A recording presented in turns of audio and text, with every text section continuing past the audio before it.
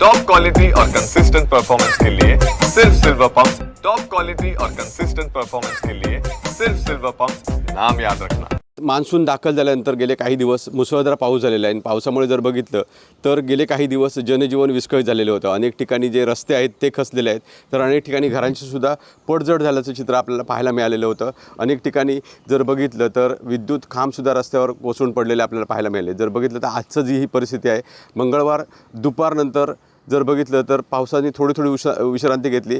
आज बऱ्यापैकी पावसाने विश्रांती घेतली, मात्र आकाश अजूनही भरून आलेलं आहे। पुन्हा एकदा ऑरेंज अलर्ट सिंधुदुर्ग जिल्ह्यात देण्यात आलेला आहे, त्यामुळे पुन्हा एकदा पाऊस कोसळण्याची शक्यता आहे। त्यामुळे प्रशासनाने अलर्ट राहण्याच्या सूचना आजसुद्धा दिलेल्या आहेत। जर बघितलं तर समुद्र सिंधुदुर्ग जिल्ह्यातला खवळलेला आहे। त्याचबरोबर जर बघितलं तर आजही अनेक ठिकाणच्या नदी नाल्यांची पातळीसुद्धा वाढलेली आहे। मात्र जर बघितलं तर अनेक धबधबे अगदी मे महिन्यामध्ये प्रवाहित झाल्याचं दिसतंय। सावडावचा धबधबा असेल किंवा आंबोलीचा धबधबा असेल, हे प्रवाहित झाल्याचं दिसतंय।